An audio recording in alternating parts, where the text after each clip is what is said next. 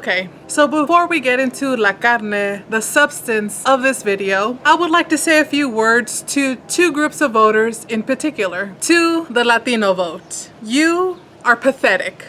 Not all Latinos. About 40% of us actually go out and do our important civic duty and go out and vote. Not just in presidential elections, but in all elections. And you guys are doing a great job.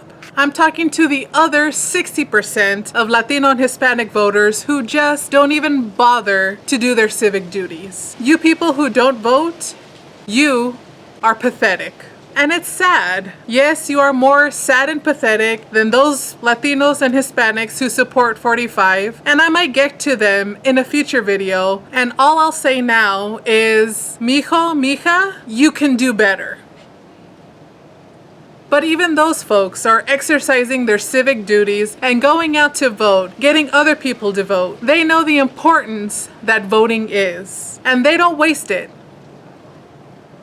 Well, they do waste it, but they do their civic duties. The rest of you, you need to stop this sad display. Every election cycle, the results could have been vastly different when, I don't know, 14 million people would have gone out to vote. And guess what? That's roughly the amount of people, eligible Latino and Hispanic voters, who don't vote. How about that? For those who claim my vote won't count, yes, it most certainly will. Stop this nonsense, get out, vote, and change a bunch of stuff for the better. To the liberal, mostly young, mostly white, non-voters, I can't.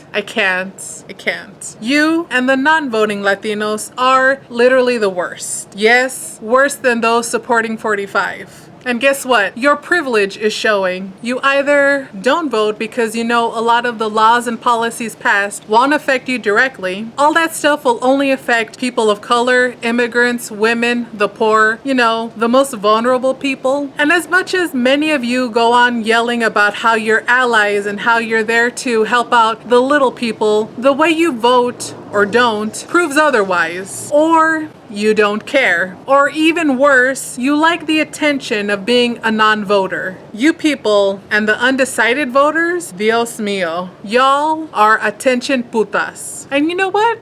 I don't want you to vote. You clearly don't care about anyone that is not you. And we have enough of those people in politics already, so I don't want you involved. So don't vote. Even though you have the numbers to make real change, let those of us who do care make the decisions that you can't be bothered to work up the energy for. This video is for those beautiful, wonderful, smart people who do care. The rest of y'all, váyanse a la chingada.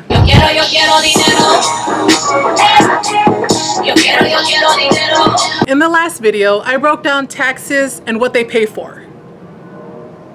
Allegedly. There is what state and federal budgets are supposed to be and what they actually turn out being. In this video, I want to make the argument of what your tax dollars should be paying for. All of these things are in the liberal progressive range, and I know I've lost like half of you, but stay with me. Come back, stay with me. I know when you think of liberal and progressive, you think of the kind of people who get high in their own farts, and it's not very appealing. I get it. But I assure you, I am not that kind of person, normally. I am very concerned with doing good, but I also care a lot about money. With these social issues I bring up, I'll only talk about how it affects you and your checkbook, mostly. There will be some talk about being a good citizen of the world. I mean, you should care about humanity and the environment. I'm kind of concerned you don't care, but I get it. Unless it affects you directly, it doesn't really matter, and you don't really care. No problem. I will continue to talk about the one thing you care really passionate about, and you can't live without: money. Let's address one last thing before we really get this started. The whole taxation part. I'm not of the mindset that we should raise taxes or add taxes. I'm from the mindset that of the taxes that are already being collected, they could be redistributed in different ways. taxes. In the last video, I mentioned an audit that the federal government and some state governments have, and it lets you know exactly how the government spent your tax dollars. And even though that exists, no one actually really pays attention to it, but I think we need to pay attention to it. There are a ton of taxes the government introduces every year or every couple of years that are meant to pay for certain things, and a lot of times that thing that they're meant to pay for is paid off, but they still keep collecting the taxes. So they should take those out, or that could be used for these social issues that I'm going to bring up in the video. Give middle class, working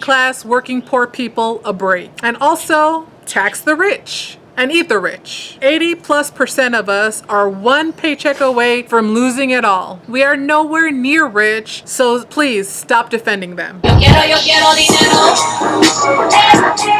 Yo quiero dinero.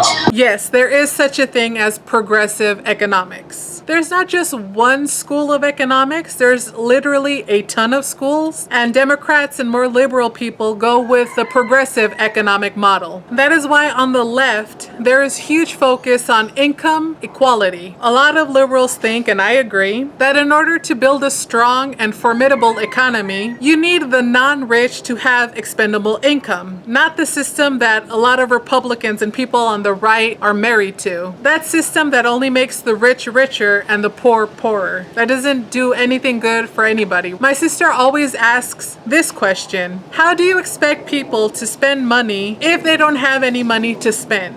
And that's an excellent point. It's tragic that we live in a system that requires you to work more than one job when one job should really be enough. This is where progressive economics comes in. I know a lot of social programs are framed as handouts for the lazy people, but those programs are there to help out people who need help. And if you look at the actual facts and stats, you'll see that profits are at a record high, yet wages are at a record low. So a lot of people need these social programs to stay afloat. Plus, these social programs actually do provide a huge economic benefit. This whole video is going to be about how good progressive economics are, so hang tight. A lot of progressive and more liberal politicians have this slight Robin Hood mentality. Instead of stealing from the rich and giving to the poor, it's making sure the rich pay their fair share in order to help out the poor, and to make sure that us, the poor, are not one unforeseen catastrophe from losing it all. We need progressive economics and progressive taxation. And as I told you in the last video, Democratic presidents with more progressive taxation have strong, enviable economies. And I'm sure the majority of us can agree with a plan like the one my girl Lizzie Warren had, which was to tax those who earn $50 million and more just 3%. That 3% to them is nothing, but would pay for college, student loan forgiveness, healthcare, childcare, and so much more. That's just one small example of progressive taxation, and that proves how Democrats have stronger economies with this progressive taxation thing. Everyone, in particular the rich, paying their fair share, what they should be paying, is a great thing across the board. Yes, Tuvo, with this abstract stuff, let's get into the specifics. Yo quiero dinero. Yo quiero dinero. Since I am a US citizen, child of immigrants, let's take care of this one up top. So we all know how beneficial immigration is to the US economy. As I pointed out in the last video, undocumented immigrants contribute $26 billion in federal revenue, plus billions more to state and local governments. Also, immigrants are 30% more likely to start their own business, employ tons of people, and overall grow the US GDP. Knowing all of this, why are immigrants so demonized? Why are babies in cages okay? Why are Third Reich levels of medicine allowed to happen on US soil? Because most people don't think that these things affect them directly, but they do.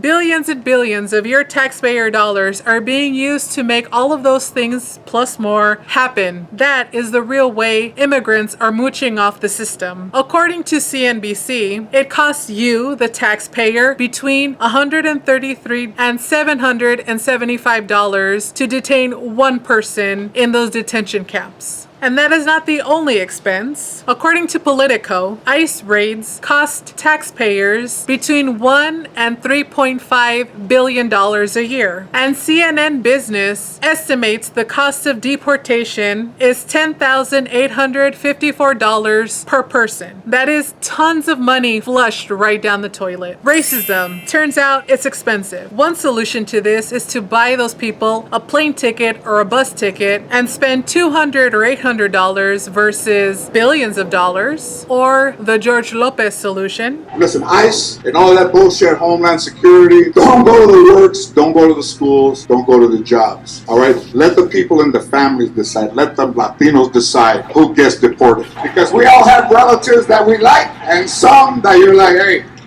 Or better yet, and I know I'm gonna get dragged for this, but hey, I'm trying to make this appealing to racists, so hear me out. Have immigrants pay an immigration fee. Instead of your billions of dollars in tax monies paying for them and all the stuff that they're doing currently, they could pay, I don't know, like $1,000 a year to stay here in the United States. It is estimated that 11 million undocumented people currently reside in the good old US of A. And if you tax them about $1,000 each, that would equal $11 billion in revenue. Use that to fix roads and create jobs. Or use that money to loan out for people to start their own business. Or use that money to pay for Part D of Medicare. Heck, send every single citizen in the US a check every year. Here's some money, pump it back into the economy. I'm no business expert, but this seems like a more profitable, not to mention humane way of dealing with immigration. Yo quiero dinero. Yo quiero dinero. Who would have thought that universal health care or Medicare for all would be as popular an idea as it is today? The first time I ever heard about universal health care was back in the 90s when a badass named Hillary almost made it happen. It didn't, sadly, but the Clinton administration was able to get the Children's Health Insurance Program passed, so yay for that. Over the past couple of years, there have been 22 independent studies about the cost of Medicare for all. And all 22 of those studies, including a Republican-funded one, prove that Medicare for all would save people trillions and trillions of dollars. Plus, everyone would have health care. That Republican think tank study discovered that Medicare for all would save everybody $2 trillion over what we're currently paying. The LA Times reports that the US healthcare system is 4 times more expensive than Canada's universal healthcare system. The savings on prescription drugs alone would be between $200 and $300 billion a year. Plus, everyone having healthcare would mean more preventative care, thus more savings. And everything would be less expensive. Preventative care works like this. If you get a regular checkup with blood work and such, your doctor might detect that you have a heart problem. And since you were able to catch it early, all you would need is less salt, more exercise, maybe a pill. Had that preventative check not happened, your heart problem would have gotten worse and worse and worse, eventually landing you in the hospital, or worse, dead. And it would incapacitate you and not let you go out and earn your living going to work. You would have to be in the hospital or at the morgue, piling up a huge hospital stay bill. And if you did pass away, you would leave your family not only grieving, but with massive debt. And it might seem like I'm being exaggerated here, but things do escalate that quickly. As someone with janky body disease, healthcare is very near and dear to my heart. I'm glad that instead of suffering in pain for a long time, I was able to go to the doctor, have gallbladder surgery, and I'm mostly all good now. And since it seems like you pay a lot in taxes and get almost nothing back, healthcare for all is a more affordable way to make sure that your tax dollars are being used for something productive. So that's all nice and good, making sure that everyone has healthcare, but how does that help the economy? Let me tell you. Well, aside from saving money, this is possibly one of the strategies that could be used to make that huge economic boom that we have all been dreaming about our whole lives. So not only will there be a need for more doctors and nurses, providing an opportunity for more people to get to work, but let's say you don't want to be a doctor or a nurse. It's too much schooling. Well, there are physician's assistants and nurse practitioners. It's a lot of doctor stuff without all the schooling. Plus, there will be a need for people to work MRI machines, CT scans, ultrasounds, x-rays, collect blood work. That is specialized training that anybody could do. There will also be a need for these people to build that equipment, so factory jobs. And those factory jobs will include making masks, gloves, gowns, syringes, etc. We can bring manufacturing medicine back to the US like California is planning to do. Oh yeah, and medical equipment breaks down all the time. So there will be a need for people to repair all of that stuff. Then there are all the folks who have to collect and manage medical data. Also, there will be a need for maintenance people, God bless them, who make sure things are clean and everything's safe. There wouldn't be a huge need for places for people to go, either small clinics or private practices, so real estate. And next to those medical centers, there is a great opportunity for business to open up around there and take advantage of all that foot traffic that's gonna happen. I see abandoned malls where the focal point is the medical center and a bunch of shops and restaurants around it to keep people occupied while they're waiting for their medical stuff to happen. You want to talk about trickle-down economics? That's the real trickle-down economics. So many jobs and opportunities just waiting. Come on, America, do this. Yo quiero dinero. Yo quiero dinero. This word gets thrown around a lot, and I don't think people know exactly what it means, so let's define it. Merriam-Webster defines infrastructure as the system of public works of a country, state, or region, also the resources such as personnel, buildings, or equipment required and activity, the underlying foundation or basic framework of a system or organization, the permanent installations required for military purposes. So this includes roads, bridges, sewer systems, subways, dams, rivers, schools, etc. Also electric stuff, electricity poles, internet wire, data, and other intelligence. Infrastructure includes everything we have come to rely on daily. All of these things desperately need fixing. And don't think we could continue to ignore our crumbling infrastructure. In 2017, there was a study where all the infrastructure was inspected by the American Society of Civil Engineers. They put out an infrastructure report card, and the country as a whole got a D+. CNBC estimates that the cost of fixing all of this infrastructure to get it up to a passing grade will be $3.6 trillion. This one will have to be on taxpayers because we all use all of this stuff every single day. And the economic impact of this one is very straightforward. All of these things need to be fixed or completely torn down and built up again. There will be a huge need for people to do all of that work. Sure, it'll cost trillions of dollars to fix, but that means trillions of dollars to get people back to work. And wouldn't you rather those trillions of dollars be used to fix roads and bridges and all of that stuff that we use every day and have come to rely on, instead of, I don't know, some stupid useless wall? I'm just saying. Yo quiero dinero. Yo quiero dinero.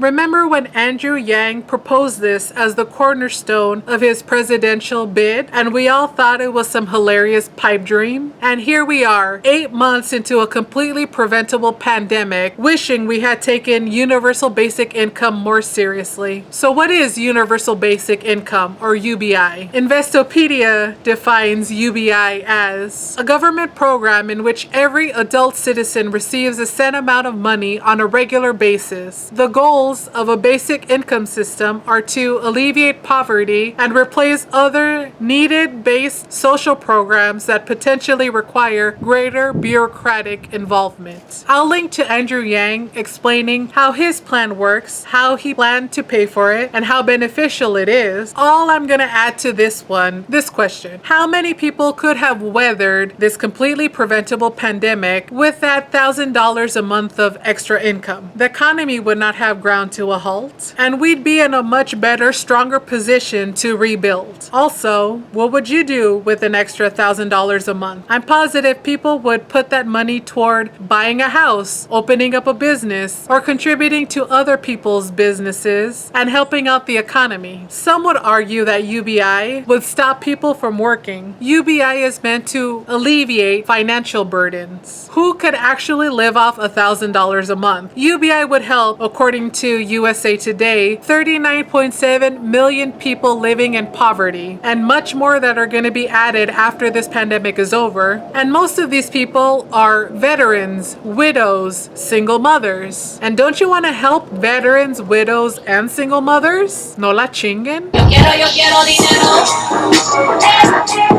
Yo quiero dinero. This is not going to be a discussion whether climate change is a thing or not, because it's a thing. There's no more debate about climate change. It's here and will only get worse with every passing year. Why am I talking about climate change in a video about the economy? Because climate change is expensive as hell. MarketWatch back in 2018 reported that over the past 10 years, climate change has cost taxpayers $350 billion. They estimate that if we do nothing to fix this crisis and upcoming catastrophes, it will cost taxpayers at least $35 billion a year. CNBC reports that over the last 3 years, climate change has cost $410 billion.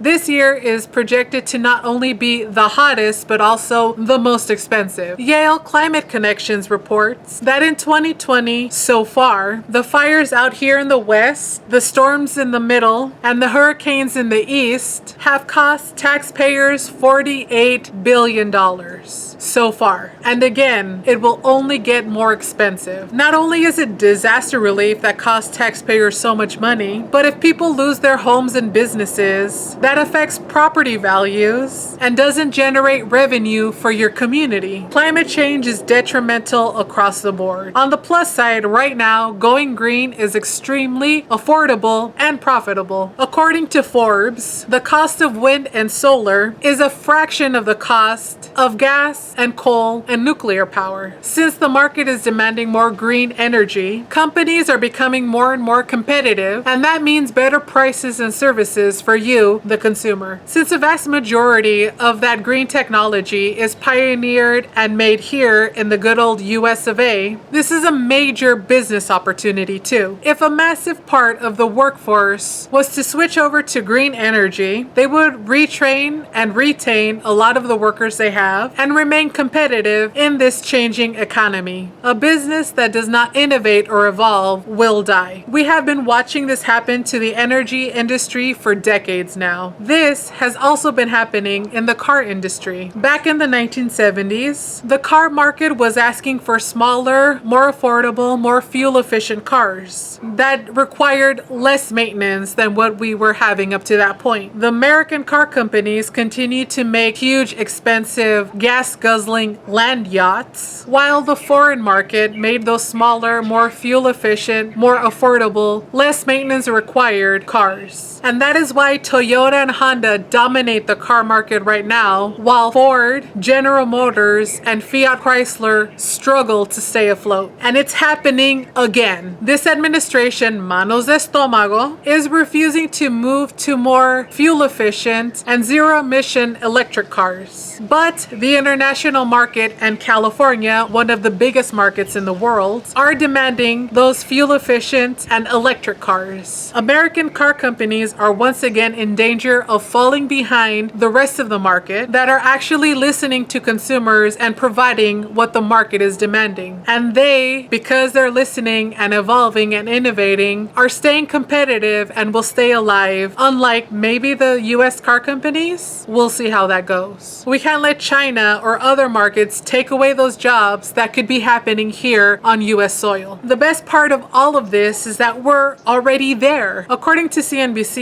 the green economy already employs 9.5 million people and generates $1.3 trillion in revenue each year. The potential for the green industry to revolutionize the world and the world economy is right there. And that's just electric cars, solar panels, and wind energy. There's also huge potential markets for new innovation like biodegradable plastic, non-toxic batteries, making clothes out of existing materials, and so many things like that. So come on, America. I know you're cool. I know you're smart. You can do this. Yo quiero dinero. Yo quiero dinero.